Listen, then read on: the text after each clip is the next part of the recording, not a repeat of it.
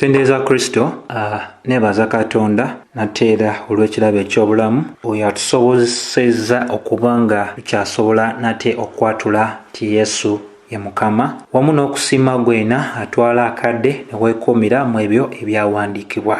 So olunaku olwaleero njagala tutunulye ku kintu kye ndowooleza ddala nti kijja tuyamba okuba nga tukwasaganya bulungi ensonga ey'obulokozi oba ensomesa ey'obulokozi. Era obubaka buno njagala obwesigamya wansi w'omutwe ogugamba nti tulokoddwa okuva mu busungu bwa Katonda, kulwa Katonda eri Katonda. Ebigambo ebyo bikulu nnyo okuba nga tutegeera omuntu okuba nga alokoleddwa okuva mu busungu bwa Katonda era Katonda nga yamulokodde era ng'alokoleddwa eri Katonda. So bw'oba otunuulidde entandikwa y'ebintu y'ensonga eno yonna tuba tulina kuba nga twesigama ku nsonga eri mu kitabo ekya lubereberye essuula ey'okubiri olunyiriri 17 Mukama Katonda waffe engeri gye yagenda maaso n'ayogera eri Adamu bwe yamala okuba nga amaze omutonda n'amuteeka mu lusuku wakati, yamuwa ekiragiro eky'okuba nti yali takkirizibwa kubanga alya ku muti ogw'okumanya obulungi n'obubi, era Mukama n'amuwa ensonga lwaki yali tagwanidde kubanga alya ku muti ogw'okumanya obulungi n'obubi. Yamugamba nti bw'oliba okikoze ojja kumaliriza okoze ki? Ofudde. Bwe baali boogera ku Adamu nti yali wa kufa, ekyo kyali kyakuzingiramu abo bonna abaali bagenda okubeera nga bava mu Adamu. Mu ssuula eyokusatu olunyiriri olw'okuna n'olwokutaano tulaba nti omusota gukozesa obukujjukujju n'obulimba bwagwo nga gwogera eri omukyala nti omulya ku muti guno Katonda temujja kubanga mufa, era ne guwa n'ensonga. Ensonga eyo si ndala. Era Bayibuli eraga n'abagamba nti Katonda amanyidde ddala bwe munaalya ku muti guno munaabanga ye nti era munaamanya obulungi n'obubi. Era mbagirawo Bayibuli eraga nti omukyala n'atunuulira omuti ne gumulabikira nga gwali mulungi okuba nga guliibwa okuleeta amagezi eri ani? Eri omuntu. So embeera eyo ey'okubeera nga omuntu agambibwa nti yali wa kubanga Katonda, ekirowoozo ekyo kyatandika tukirabira ddala nga kyatandikira ddala mu lubereberye. Era Bayibuli etulaga nti awo wava embeera yonna kaakano gye tulaba ey'abantu okulowooza nti basobola okukola ebyo Katonda by'akola. Naye bw'ogenda mu ndagaano ate empya mu kubikkulirwa okwaweebwa Pawulo atulaga mu Baluumi essuula 3:23 nti ffe ffenna twayonoona ne tulema okutuuka ku kitiibwa kya Katonda. Ensonga lwaki Bayibuli etulaga era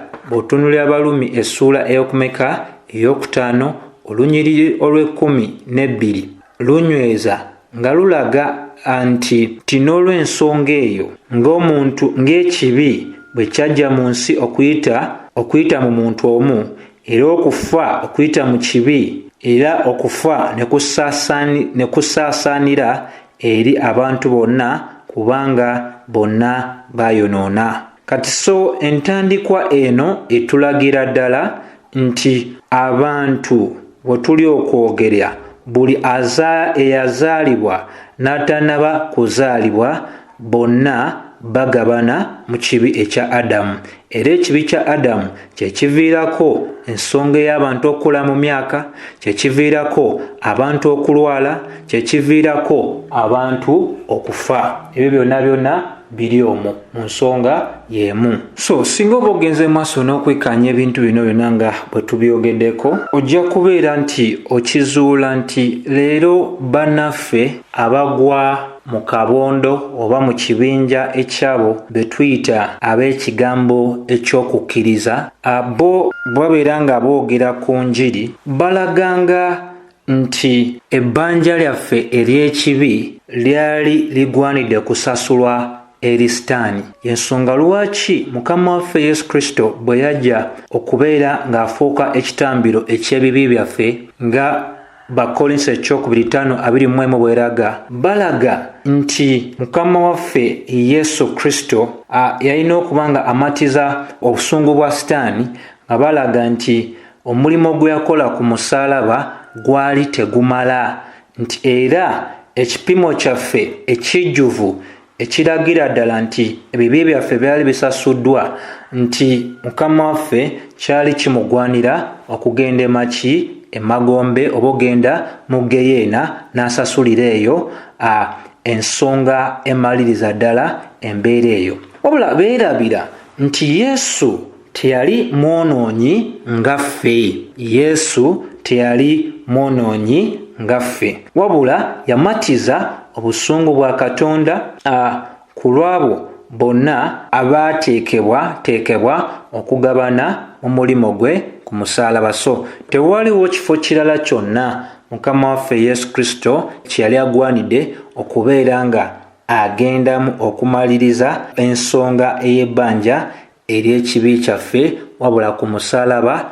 e Gologoosa. Ekyo omuntu yenna asomesa nti Kristo kyali kimugwanira ogenda mu Geyeena, omuntu oyo akisomesa mu butamanya, era abalala ababisomesa babisomesa mu bugenderevu nga basalawo okubeera nga basukkulumira ddala ebyo bitulambikiddwa mu Bayibuli. So ensonga eno nkulu yakutegeera nti omuntu teyajeemera Sitaani, wabula omwana w'omuntu yajeemera Katonda, nti Katonda ye yawa ekiragiro Adamu ng'amugamba obutalya ku muti ogw'okumanya obulungi n'obubi, wabula kye tulaba mu lubereberye mu kifo ky'omuntu okugondera Katonda, omuntu yasalawo n'agondera ani? Sitaani, era ye yembeera eyagenda mu maaso n'okuba ng'ekola ki? Ng'ebaawo. So bwe tugamba nti tulokoleddwa mu busungu bwa Katonda, kye tutegeeza nti Bayibuli eraga nti abo bonna abaayonoona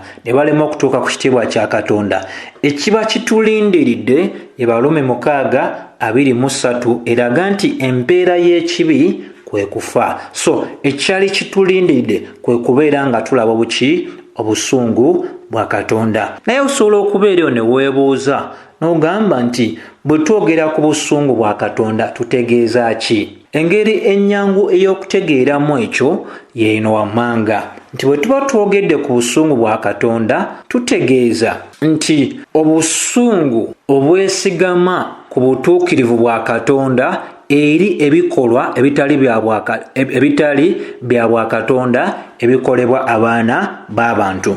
Obusungu bwa Katonda bukiikirira kye tuyita obusungu obuli wansi w'obutuukirivu nga buli eri ebikolwa ebyo ebitali bya bwa Katonda oba ebikolebwa abo abaana b'abantu nga si bya bwa Katonda. Ojja kizuula nti mu ndagaano enkadde eraga nti Katonda yalaga obusungu bwe eri amawanga, eri aboonoonyi, wamu n'eri abantu be bennyini Bannayisirayiri. Nti bw'oba ojjukidde obulungi, Isirayiri bwe yajeemera okukkiriza ekigambo kya Katonda, bwe yayogera eriyo okuba ng'abagamba okuyingira ensi ensuubize, ne bagaana okuba nga baagondera ekigambo ekyo, obusungu bwa Katonda bwayaka eri abaana ba Isirayiri era n'amalirira n'asalawo abantu abo beetale mu ddungu okumala emyaka 40.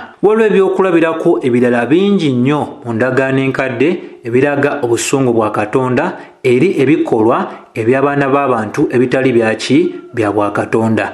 Naye kimu ku kifo we tusobola okulabira ddala nnyo obusungu bwa Katonda, engeri gye bulabikiramu ddala, y'ensonga ey'okwejjukanya lubereberye essuula ey'e18 n'essuula ey'e19. Mukama bwe yasalawo n'abeera nga yazikiriza Sodomu ne Gomora n'agifuulira ddala evvu paka nga bwe kiri olunaku olwaleero, era abalambuzi n'abanoonyereza bakakasiza ddala nti awo waali Sodomu wamu ate era ne Gomora paka ne kaakati tewaaliwo muntu yenna abeera mu kifo ekyo kubanga tewaliwo na kirime kyonna kisobola kulira mu ekyo ekifo Sodomu ne Gomora we yali. Era ebyo byalekebwakuwo ng'ekijjukizo eri ffe ffenna abaana b'abantu ti Katonda bw'aba asazeewo okulamula alamulira ddala ate nga tetwerabidde ne mu biro eby'essuula ey'omukaaga eby'omulembe ogwa Nuuwa. Jjukira bulungi ebyalo mu ssuula eyo ey'omukaaga, ey'omusanvu, ey'omunaana n'ey'omwenda Katonda bwe yazikiriza abantu bonna n'amaki n'amazzi olw'okuba nti ebirowoozo byabwe byali bijjudde okwonoona nga buli kye balowooza si kirungi. Ate bw'ogendako mu ndagaano empya waliwo okuwakana kw'amaanyi nnyo olunaku olwaleero, ng'okuwakana okwo kuyimiriziddwawo abantu oba enjuyi za mirundi ebiri. Waliwo oluuyi olumu nga lutunuulira nnyo obusungu bwa Katonda, ate n'obeera oluuyi olulala nga lutunuulira nnyo ekisa kya Katonda. Naye ensomesa ya Bayibuli okusinziira ku ndagaano empya esomesa obusungu bwa Katonda ate wamu ate era n'ekisa kya Katonda, okwagala kwe n'obugumiikiriza bwe. So ekitegeeza nti mu ndagaano yaffe empya tulaba obusungu bwa Katonda ate tulaba n'enjigiriza y'ekisa n'okwagala n'obugumiikiriza bwa Katonda. Ebyokulabirako bye tusobola okuba nga tweyambisa okutegeerera ddala wamu n'okunnyonnyoka bino bye tugenda mu maaso n'okuba nga twogerako, kitugwanidde okuba nga tutandikira ddala n'ekyawandiikibwa ekiri mu Basesalonika essuula ey'okutaano olunyiriri olw'omwenda. Lulaga nti Katonda teyatuteekerateekera busungu wabula okuba nga tufuna obulokozi okuyita mu Mukama waffe Yesu Kristo. Kati bw'otunulira ekyawandiikibwa kino kyesigama nnyo ku luuyi olw'abo abaamala okulokolebwa era n'abo abali okumpi okuba nga bakola batya nga balokolebwa. Ekitegeeza nti mu kuba nti tetwayonoona eri Sitaani naye twayonoona eri Katonda, obulokozi bwe tufuna, obulokozi bwaffe bwatujja mu busungu bwa Katonda,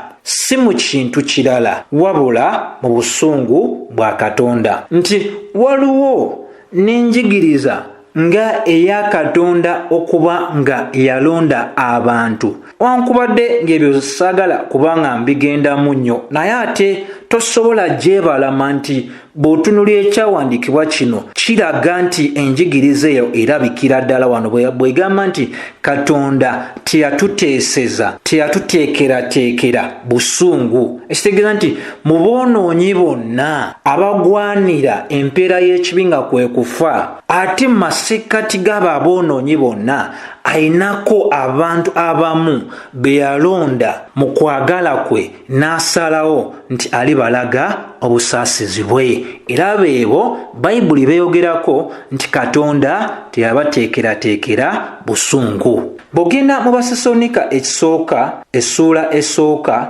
olunyiriri olw'ekkumi nalwo lunyweza nga lugamba nti nga tulindirira oyo omwana okuva mu ggulu gwe yagolokosa okuva mu bafu, Yesu oyo Yesu atununula okuva mu busungu obujja. Bayibuli etulaga nti ensonga y'obusungu bwa Katonda ya nnamaddala, nti kaakano leero njiri enkya waliwo kye tuyita omusango. Abo bonna abanaasangibwa nga bali wabweru wa Kristo baakulaba obusungu bwa Katonda. Abo bonna abalokoleddwa okuyita mu kuwulira enjiri ne bagikkiriza baba bamaze okulokolebwa okuva mu busungu obwa Katonda nga Bayibuli bweragira ddala bulungi ennyo. Ate bw'obanga weeyambisizza Balumi essuula ey'okutaano nayo wabula enyweza bunywezi nga bwetulaga nti kaakano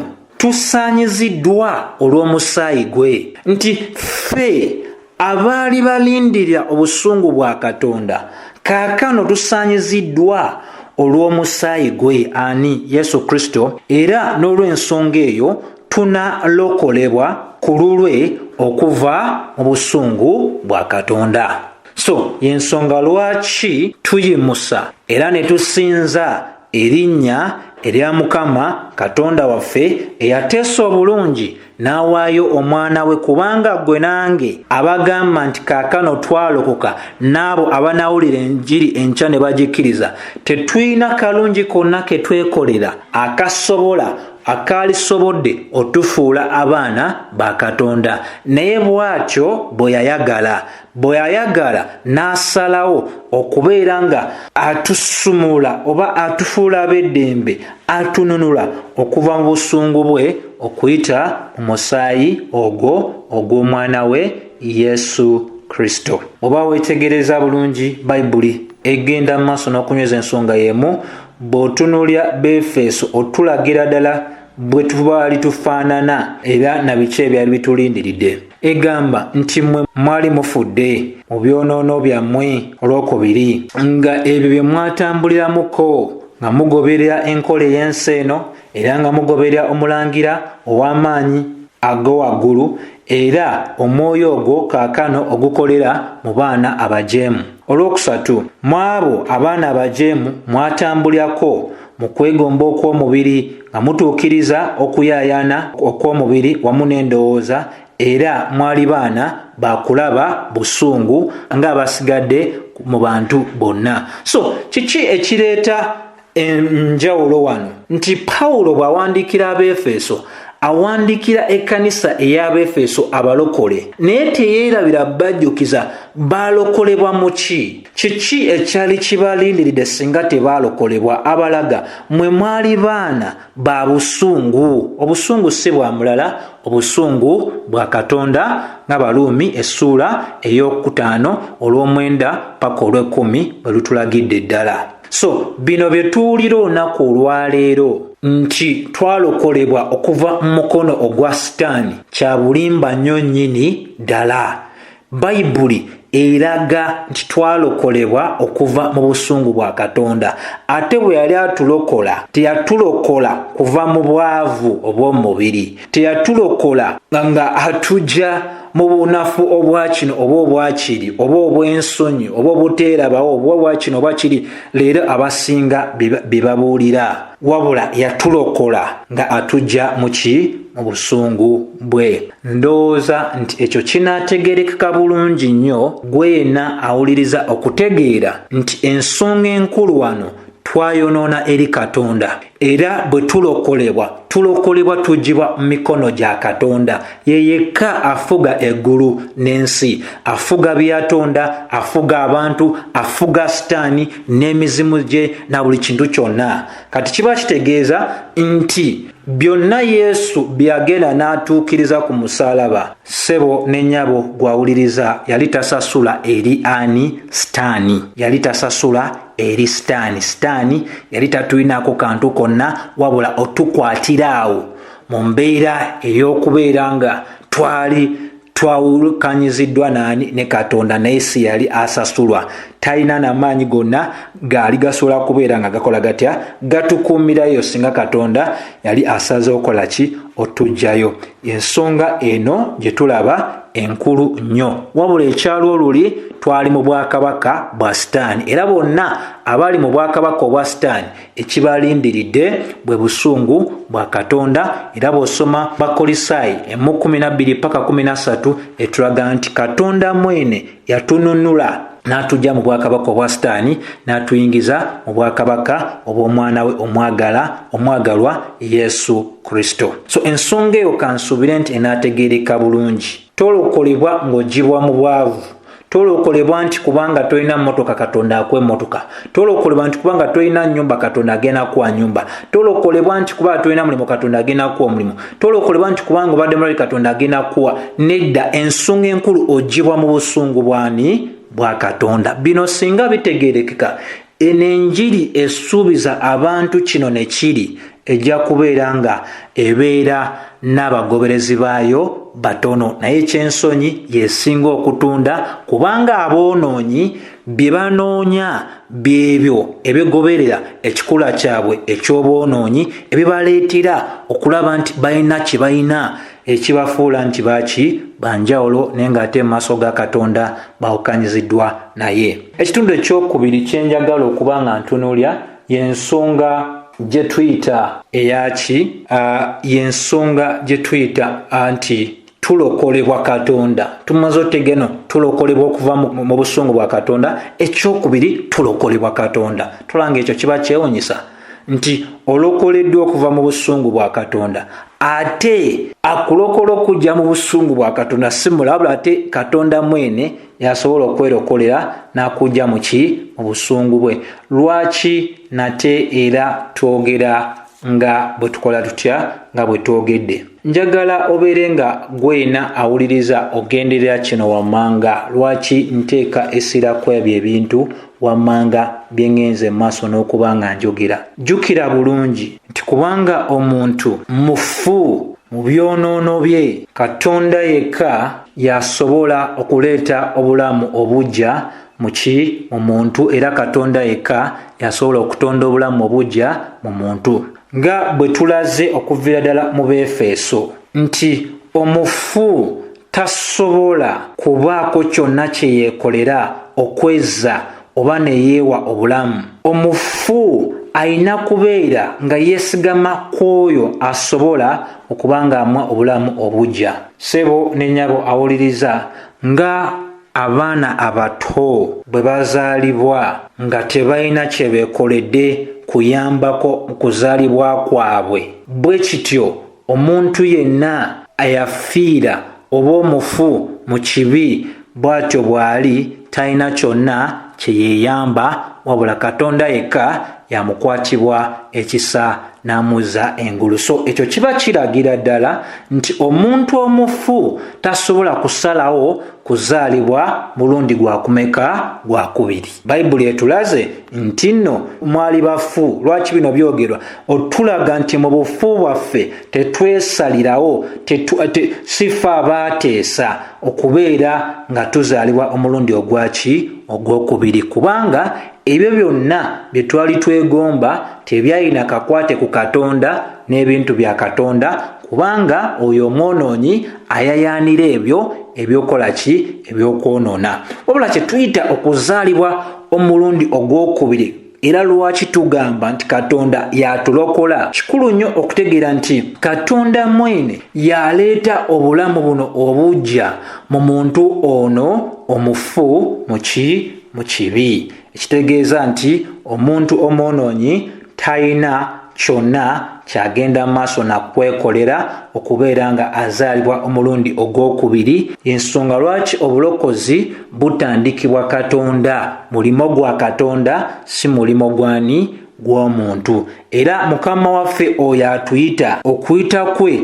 kutonda obulamu eri ekyo kyalagidde, kubanga ffe ffenna Bayibuli etwogerako bweti mu Bikolwa by'Abatume essuula, singa oba otunudde essuula ya 26 olw'okumin'omunaana lugamba nti obazibule amaaso bakyuke nga bava mu nzikiza badde eri ekitangaala, bave eri amaanyi aga Sitaani badde eri Katonda, bafune ekisonyiwo eky'ebibi byabwe, bafune n'ekifo mu abo abaatukuzibwa olw'okukkiriza mu nze. So embeera y'omuntu wabweru wa Kristo Yesu yeeno muzibe. Ekyokubiri Bayibuli kyetulaga, ali wansi wa nzikiza.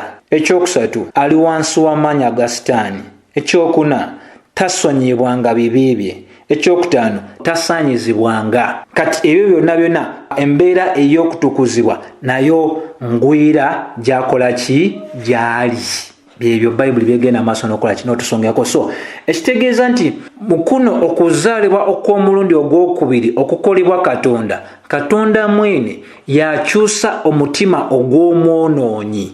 Omwonoonyi n'atandika okuyaayaanira ebintu byakyawa luli nga Katonda tannaba kubeera ng'akola ki? Ayingira mu nsonga ey'obulamu bwe. So Katonda bw'atandika omulimu ogwo mu bulamu bw'omuntu yenna omwonoonyi, okusalawo kw'oyo omuntu okubadde kufugiddwa amaanyi ag'okwonoona kufuulibwa kwa ddembe omuntu oyo n'abeera nga ayagala okubeera nga ajja eri Mukama waffe Yesu Kristo. Njagala okuwako ebyokulabirako ebyenjawulo okuva mu Bayibuli nti bw'otunuulira Befeso 1:7 teyina ngeri yonna bwe wakanya ensonga eno gye tuli okwogerako. Egamba nti mu ye twafuna obununuzi okuyita mu musaayi gwe era ekisonyiwo eky'ebibi ebyonoonyo byaffe okusinziira ku bugagga obw'ekisa kye. Tulokolebwa okuva mu busungu bwa Katonda, naye ate atulokola mu busungu bwa Katonda si mulala, Katonda mwene yatwelokolera. Befeso 1:7 enywereza ddala ng'eragira ddala bweto.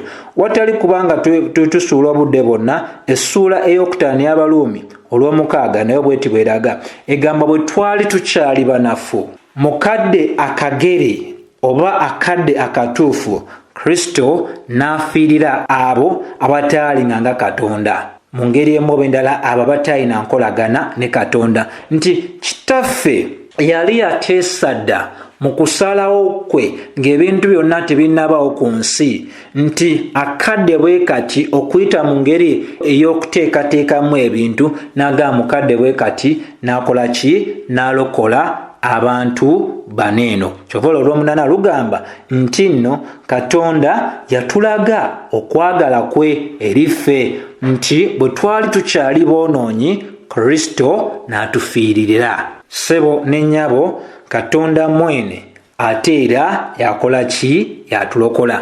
Lwaki bino mbyogera? Waliwo abalowooza nti osobola okusalawo nti nja kumala emirembe n'emirembe mu Geyeena, nti oba nja kumala emirembe n'emirembe mu ggulu. Ne babeera nga eggulu balifuulanga katale, omuntu gy'agenda wayagalidde, oba tayagadde tagendayo, waba ayagadde agendayo. Ne libeera nga erya jjajjaabwe, ti jjajjaabwe alinako eggulu wali eri. So naye Bayibuli etulaga nti ensonga y'obulokozi era n'abo abanaayingira eggulu Katonda mwene yabeerokolera. Bo tebalina busobozi, banafu, bafiira bafiira mu bwonoonyi, bali wansi w'obusibe obw'okwonoona. Temuliimu keegomba konna Katonda oba ebya Katonda, wabula Katonda n'akola ebyekisa. Ensonga lwaki Befeso 2:8 eyingirawo n'ebeera nga ekwasaganya ensonga zino ng'etulaga nti ku lw'ekisa mmwe mulokoleddwa okuyita mu kukkiriza, era kino nga tekiri kukola kwammwe, wabula kino kirabo kya Katonda, nti tulokoleddwa mu busungu bwa Katonda, naye ate atulokodde mu busungu bwa Katonda si mulala wabula yaani? Ye Katonda mwene yagenze maaso n'okuba ng'akola ki? Ng'akola ensonga eyo. Ekitegeeza ti abakkiriza bonna banunuliddwa okuva mu busungu bwa Katonda. Yesu yajja okubeera ng'atusumula okuva mu busungu bwa Katonda. Ensonga lwaki obulokozi bwa kisa. Bw'otunulira Tito 3 tulabeko nayo wenyweza ensonga eno. Tito 3:5 egamba nti atulokodde si olw'emirimu egikoleddwa ffe mu butuukirivu, naye okusinziira ku kisa kye. Kati ssebo bino byonna biraga nti atulokola si mulala. Toyina kyosooka kukola ate Katonda n'akola. Katonda kyonna yakikola, kyonna kiri mu buyinza bwe, kyonna kiri mu mikono gye. 3:5 nayo egenze maaso n'okunyweza. Ate bwe tuba tweyambisiza Yokaana ekisooka essuula y'okuna olunyiriri olw'omwenda egamba mu kino okwagala kwa Katonda kulabisiddwa mu masekkati gaffe, nti Katonda yasindika omwana we omu bw'ati mu nsi nti tusobole okubeera abalamu okuyita mu ye. Ndowooza owulira omulimu ogwo. 10 nti mu kino kuno kwe kwagala, si nti twayagala Katonda ate kati tumwagala tutya ng'oyite tuli bafu, naye Katonda ye yatwagala n'asindika omwana we okubeera ng'afuuka ekitambiro eky'ebibi byaffe. Kati buli yenna abadde yeekwasa ku bulokozi ng'abuteekako omukono gwe So buli yenna abadde yekwasa obulokozi nga agezaako okusembeza oba nga akwasako emikono gye, kekadde ogireko ddala emikono gyo, tegeerye ddala ti ekitiibwa n'ettendo si kyakuweebwa Katonda ate wamu naawe. Ekitiibwa n'ettendo kiweebwa Katonda yekka, nti ffe tetwayagala naye Katonda yeyayagala. Laba olwe 19 mu Yokaana okanya egamba nti twagala kubanga yasooka twagala. So leero twagala Katonda kubanga entandikwa y'okwagala Katonda yagiteeka mu ffe. Singa teyagiteeka mu ffe tetwandikoze ki? Tetwandimwagadde. So njagala tutunuulire mu dakika entono ze tusigaza akatundu akasembayo. Bwe tuba tumaze okutegeera nti tulokoleddwa okuva mu busungu bwa Katonda era atulokola ye Katonda, ekisembayo y'ensonga nti tulokolebwa eri Katonda. Tulokolebwa eri Katonda. So ekigendererwa kyonna kyakubeera nga tujjukira bulungi Baluumi 11 etulaga etya bwe tuba tunaategeera bulungi ensonga eno. Egamba bw'eti nti naye laba obuwanvu obw'obugagga, amagezi, okumanya okwa Katonda oyo atanoonyezebwa, era amagezi ge n'okulamula kwe tegasobola kwenkanibwa. Olwasatu ani amanyi endowooza ya Katonda? Ani yali amuwabudde? Olwasatu oba ani yali amuwadde ekirabo nti Mukama agwanidde okumuddiza? Olwasatu kyeva lugamba nti okuva mu ye, okuyita mu ye, era eriye ebintu byonna, era eriye ekitiibwa, emirembe n'emirembe. So byebyo ebintu bye tugenda mu maaso n'okuba nga tukola tutya nga tulaba, era bwe bogaseeko Bakolosaayi 1:16 nayo enyweza ensonga y'emu.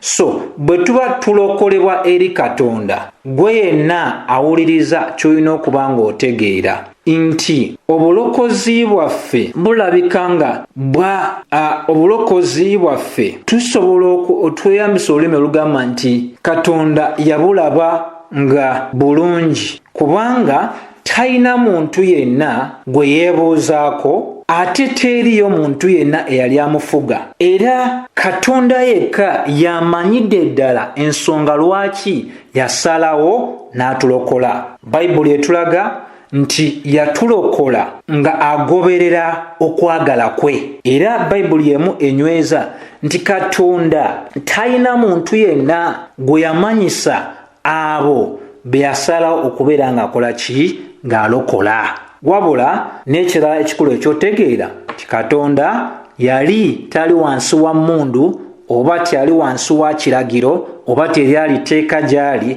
nti yayinaako omuntu yenna gwe yali agwanidde okulokola. Mmwe bwe tumala okulokoka tugenda ne twepanka ne tulowooza oba ndabika yaffe, oba famire gye tuzaalwa, oba kubanga tuyinza okuba nga tetutambudde bubi nnyo ng'abalala, oba olwa kino oba kiri. Naye gwe yenna awuliriza.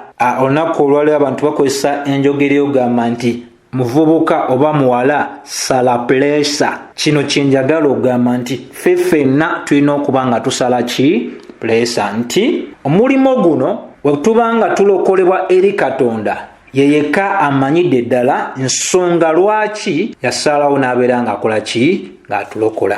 Njagala okweyambisako ebyawandiikibwa bitono wano okunywereza ddala kino kye tugenda mu maaso n'okwogerako. Okutandika ne Baluumi essuula ey'omwenda, sisobola kugamba nti ngimanyi yonna, kubanga eno y'emu ku ssuula mu Bayibuli yonna ekyasinga okubeera nga ebobbya abantu emitwe.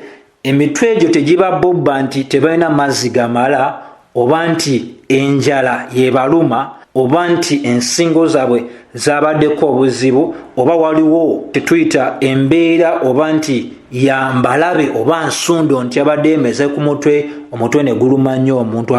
Essuula eno ey'omwenda n'ey'ekumi ebintu ebigirimu byatulaga ebintu ebisukkulumira ddala okutegeera kwaffe nga tetusobola kubeera nga tubikwasaganya, wabula n'ebyo bye yalowooza nti bijja tuyitirirako, ebimu ku byo n'atunnyonnyola nti lwaki tetulina kubeera nga tumubuuza lwaki aba akoze nga bw'akoze. So bwe tuba tulokolebwa eri Katonda, Bayibuli etulaga mu Balumi 9:10 nti si lwekyo kyokka naye Lebeka bwe yamala ofuna olubuto olw'abaana nga yalufuna olw'omusajja omu oyo kitaffe Isaaka olw'11 nti newankubadde abaana ba Lebeka nga baali tebannaba kuzaalibwa, nga baali tebalinaako mulimo mulungi oba mubi gwe baali bakoze, Bayibuli eraga nti olwo ekigendera kya Katonda eky'okulonda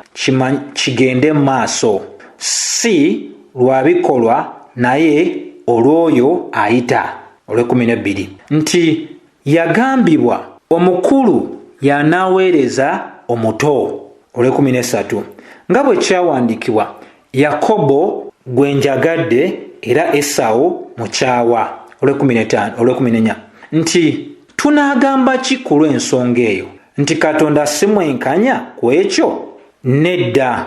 olw'15 nga bw'ati bwayogera eri Musa nti n'abeera n'okusaasira eri oyo gwe n'asaasira, era n'abeera mulungi eri oyo gwe n'abeera omulungi. 16 n'olw'ensonga eyo kino tekisalibwawo kwagala kwa muntu oba maanyi ge, naye ku Katonda oyo asaasira. Nti bwe tugamba nti tulokoleddwa okuva mu busungu bwa Katonda, era atulokola ye Katonda, era tulokolebwa eri Katonda, kyekino kye tutegeeza ku nsonga esembayo. Bayibuli eraze mu lunyiriri olw'11 nti ng'abaana tebannaba kuzaalibwa, nga tebannaba kukolako kintu kirungi oba kibi, olwo ekigendera kya Katonda eky'okulonda kyeyongereyo, si olw'ebikolwa naye olw'oyo ayita. So tetumanyi mu boonoonyi bonna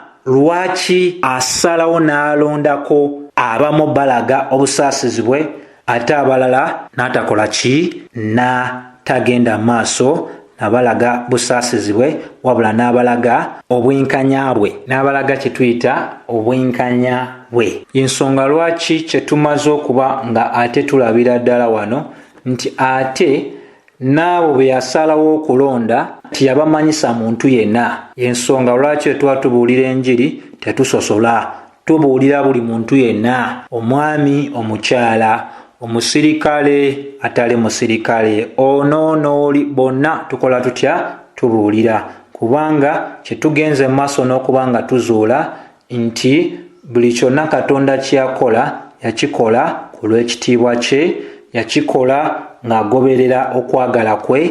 Era bw'obeera nga otunuulidde Befeso essuula era nayo esooka olunyiriri olwokuna lulaga nti yatulonda mu ye nga n'emisingi egy'ensi teginnabaawo. Kati ndowooza kino kiba kikkiriziganya ne Baluumi. Bw'eba yatulonda nga n'emisingi egy'ensi teginnabaawo, ekitegeeza nga tetunnaba kukola mulimo gwonna mulungi oba mubi, nga endabika yaffe tennaba kubeera ng'etegeerebwa eri ffe nti oba tuli beero oba baddugavu oba bampi oba bawanvu oba banaku oba bagagga. Yatulonda nga n'emisingi egy'ensi teginnaba kola ki? Kubaawo. Bw'otunuulira olunyiriri olw'omwenda lugamba nti bw'atyo n'amanyisa eri ffe abatume bano abawandiika ekyama eky'okwagala kwe, nga agoberera ekigendererwa kye kye yateesa mu Kristo Yesu. Pawulo naye obutakwatibwa nsonyi kubanga yali musajja eyali wansi w'okuluŋŋamizibwa kwa Katonda,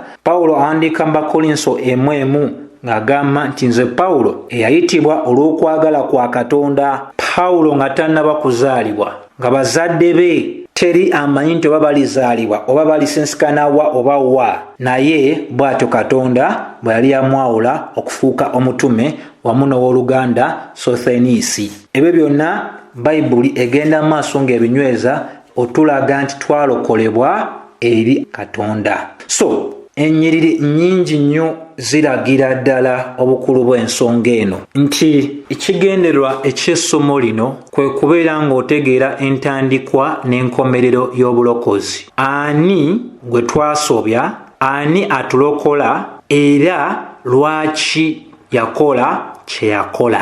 Naye ekitundu ekisembayo tekituweebwa nnyo kutegeera, wabula newankubadde tumanyi nti yakikola, tumanyi nti yakikola ng'agoberera okwagala kwe. So teri n'omu asobola mubuuza lwaki wasalawo bw'otyo, kubanga Katonda alina amaanyi. Okuba nti alina amaanyi era yalitulese ffenna ne tuzikirya, tewalibadde omulokole yenna. Ate Yesu ne bwe yandigenze ku musaalaba, era singa Katonda teyatandika mulimo guno mujja mitima gyaffe, era teri n'omu ku ffe yandikiriza Yesu kye yakola ku musaalaba, ne Katonda n'atusaasira n'agonza emitima gyaffe, ne tuwulya amawulire agakwata ku Kristo, ne twanukula erigo. Ate abalala bakakanyalira ddala. Ate era Katonda mu kuba nti w'amaanyi, era yalirokodde abantu bonna, naye si bw'atyo bwe yasalawo. Ate era mu kuba nti Katonda w'amaanyi, tiyandirokodde muntu yenna, wabula yasalawo n'agamba ng'agoberera okwagala kwe, n'abaako ku boonoonyi abatono be n'alaga, kye tuyita kusaasira kwange, ate kwabo abasigadde n'abalaga buki obwenkanya bwange. So abagenda mu ggulu tebalina kye beenyumiriza nti nze naliwo nti nali mugezi nakola kino nenkola kiri. Abagenda mu ggulu beenyumiriza mu Katonda, beenyumiriza mu Yesu, omulimu gwe yakola. Ate abagenda mu geena teri n'omu asobola kubeera ng'akuba enduulu ng'agamba nze tebandaze bwenkanya. Nedda, empeera y'ekibi kwe kufa. Era bwe baba bagenze mu geena tewaliiwo kabi akabeera kabakoleddwa. So embeera eyo ebirala tubitanya mu ssomo eddala lye nakola, ndowooza emyaka ng'ebiri emabega, essomo lye bayita ebintu ebibiri Katonda bye yatulokolamu. Essomo eryo nalikola dda nga ligaziya nalyo ku nsonga ezo ez'emirundi ebiri. Naye olunaku olwaleero ate njagadde nkulage ne sayidi endala, era kino kijja kuleetera ssanyu na kubeera nga obeera mu mativu mu bulamu bwo, nti wonna wooli Katonda amanyi w'okola ki wooli, ate n'okubeera nga togezaako kulwanira ekyo ekya Katonda, wabula ogamba nti ekitiibwa n'ettendo kibeere eri Katonda yekka. So n'olw'ensonga eyo, ekisa kya Mukama waffe Yesu Kristo nsaba kibeere eri mmwe mwenna. Amiina.